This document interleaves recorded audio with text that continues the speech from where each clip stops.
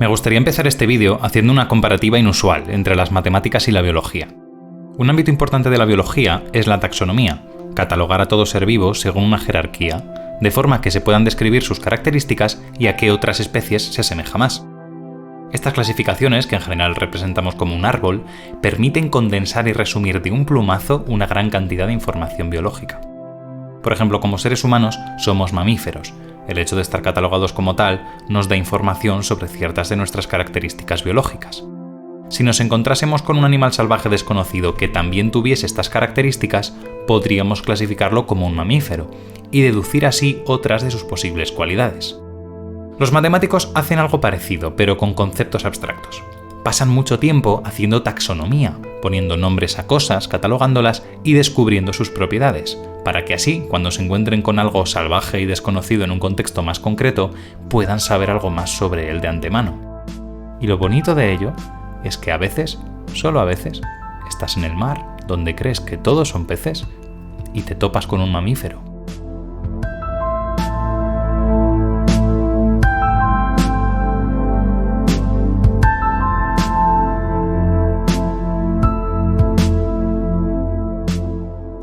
Como adelanté en el anterior vídeo, el primer paso para entender mejor los caminos es descubriendo una relación entre ellos y una rama de las matemáticas aparentemente muy lejana, el álgebra.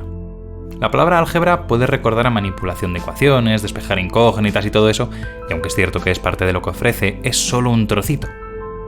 Cuando hablamos de álgebra en matemática moderna, hablamos de una disciplina tan amplia y variada que visita muchos otros campos del conocimiento matemático constantemente. Por si no ha quedado claro en la introducción, lo que vamos a ver hoy es totalmente distinto a lo que hablé en el anterior vídeo. Si el vídeo anterior es biología marina, hoy vamos a hablar de mamíferos. Este va a ser un vídeo más de taxonomía que otra cosa. Vamos a familiarizarnos con una idea concreta para así poder reconocerla cuando aparezca en los próximos vídeos. Solo al final empezaremos a entrever la sombra del delfín oculto del que hablaba. Un último apunte antes de empezar. Si ves aparecer un número entre corchetes como este en la esquina, significa que hay una nota al pie en la descripción del vídeo con comentarios técnicos o información extra. Dicho esto, vamos a ello. El concepto más básico que estudia el álgebra son las operaciones. Una operación es un proceso que toma dos cosas, por ejemplo dos colores, y hace algo con ellos, por ejemplo mezclarlos a partes iguales, para devolver otra cosa.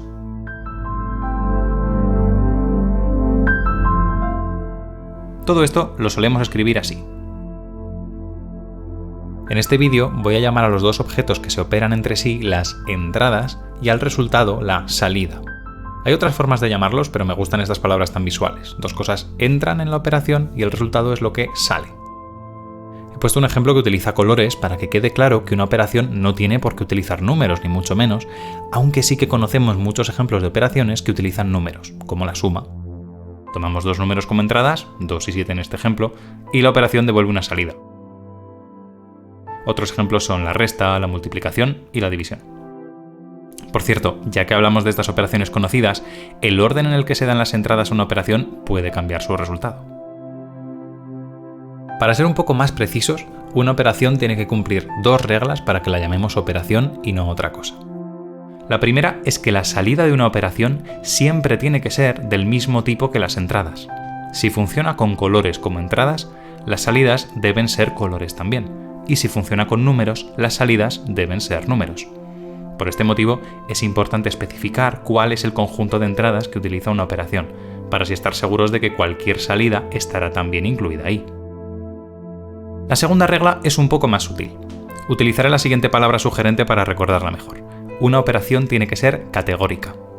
Esto quiere decir que nunca puede decirte no sé, ni pues puede ser esto o aquello, como respuesta a las entradas que le des. Vamos a ver un ejemplo familiar de algo que no es categórico, la división. La división de dos números da en general un número. Si divides 7 por 2, por ejemplo, estás preguntando ¿por qué número puedo multiplicar 2 para que me dé 7? Y la división te da como salida la respuesta 3,5. Pero hay un caso especial, no se puede dividir por 0. Si divides 1 por 0, estás preguntando ¿qué número puedo multiplicar por 0 para que me dé 1? Ese número no existe. La división no puede contestar, o te contesta no sé. Así que, por sorprendente que parezca, la división trabajando con números como conjunto de entrada no es una operación como tal. Vale, a ver, nadie se opone a doblar un poquito las reglas para incluir a la pobre división entre el resto de sus amigas las operaciones aritméticas. Y además hay un truquito que la hace encajar de nuevo. Si en vez de hacer que la división trabaje con todos los números como conjunto de entrada, hacemos que trabaje con todos los números excepto el 0, ahora sí que es una operación con este nuevo conjunto de entradas. Al haber quitado el 0 de las entradas posibles, nunca vamos a dividir por 0, y además ninguna de las divisiones que hagamos así va a dar un 0 como salida, respetando la primera regla. Este truquito es muy importante y volveremos a él en el futuro. Ya tenemos entonces nuestra definición completa de una operación. El álgebra se dedica a estudiar las operaciones y a las estructuras que surgen a partir de ellas. Conforme van encontrando operaciones que tienen ciertas cualidades, les van dando nombre y las van catalogando, haciendo cada vez más precisa la taxonomía. Vamos a visitar un rincón muy importante en el árbol de las especies matemático, viendo 3 cualidades que tienen algunas operaciones. La primera se llama asociatividad. Que una operación sea asociativa quiere decir, en pocas palabras, que si quieres hacer varios cálculos seguidos con ella, no le importa cómo las agrupes. Me explico. Imagina que quieres sumar los números 3, 6 y 2. Da lo mismo sumarlos así, empezando con 3 más 6, o así, empezando por 6 más 2. El resultado es el mismo. Si te da siempre lo mismo, agrupes como agrupes los cálculos, se dice que la operación es asociativa. En general, una operación, representada aquí por un asterisco, es asociativa si cumple esta igualdad de aquí para cualesquiera entradas A, B y C que le des. Como ejemplo de una operación no asociativa, la mezcla de colores de antes no lo es. Mira este ejemplo. Igual te parece sorprendente, pero ojo, esta operación mezcla 2 colores a partes iguales a cada paso, no los 3 a la vez. Si divido cada uno de los resultados por colores, el color que se quedaba fuera del paréntesis contribuye el doble que los otros 2. Piénsalo un rato si quieres, es bastante curioso. La segunda propiedad es el elemento neutro. Hay veces que las operaciones tienen una entrada especial que hace que su trabajo sea mucho más fácil. Por ejemplo, en el caso de la suma, el número 0 es esa entrada especial. Siempre que le des un 0 como una de sus entradas, la salida siempre va a ser la otra entrada. Cualquier entrada operada con el elemento neutro, en este caso el 0, debe ser ella misma. La multiplicación también tiene una entrada especial, en este caso es el 1, cualquier número multiplicado por 1 es sí mismo. Cuando esta entrada destacada existe, se le llama elemento neutro. Un matiz importante. En la operación de mezcla de colores, aunque es verdad que si mezclamos rojo con rojo a partes iguales nos da rojo, no quiere decir que el rojo sea un elemento neutro. Para ser elemento neutro tienes que ser neutro para todas las entradas. O sea que rojo y verde tendría que ser verde, rojo y azul tendría que ser azul, pero evidentemente no es así. La operación de mezcla de colores de hecho no tiene un elemento neutro. Por último, la tercera propiedad importante se llama la existencia de inversos. Un inverso para una cierta entrada es otra entrada que deshace lo que ha hecho la primera. Cojamos un número cualquiera, x, aunque en este ejemplo voy a coger el 7. Si después de multiplicar este número por 2, lo multiplico por 0,5, o sea, lo duplico y luego tomo la mitad, se queda igual. Decimos entonces que 0,5 y 2 son inversos bajo la multiplicación. Con la multiplicación, todo número tiene un inverso, excepto el 0. Si multiplico un número por 0, me da 0, y después ya no hay forma de volver al número original multiplicándolo por otro otra vez. Con la suma, si consideramos también los números negativos, todo número tiene un inverso.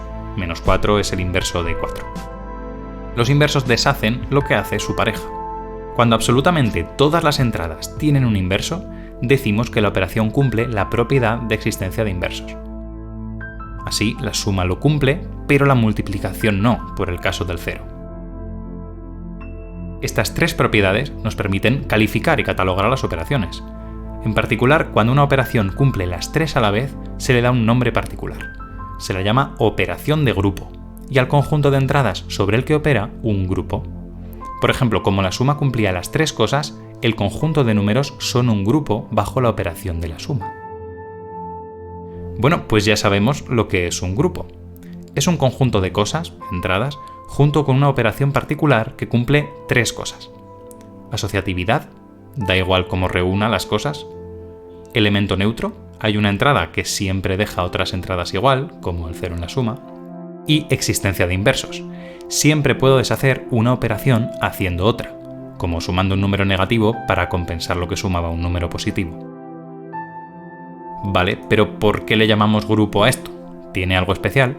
El hecho de llamar grupo a cuando confluyen estas tres cosas no es más que algo en el fondo taxonómico, como llamar mamífero a un animal que cumple ciertas características. Hay otras propiedades distintas que cada operación puede tener o no, y hay nombres muy exóticos para catalogar a conjuntos de entradas dotados de operaciones concretas. Lo que hace destacar a los grupos entre todas estas categorías de animales algebraicos son dos cosas. La primera, que son muy comunes y uno los encuentra en la naturaleza matemática con bastante frecuencia. La segunda, que suelen ser animalillos bastante dóciles. Dentro de lo que cabe, no son la estructura matemática más difícil de conocer, al menos superficialmente. Los grupos están además íntimamente relacionados con la simetría. Allá donde hay grupos, hay simetría escondida, y allá donde hay simetría, hay grupos escondidos. La simetría es el hábitat natural de los grupos.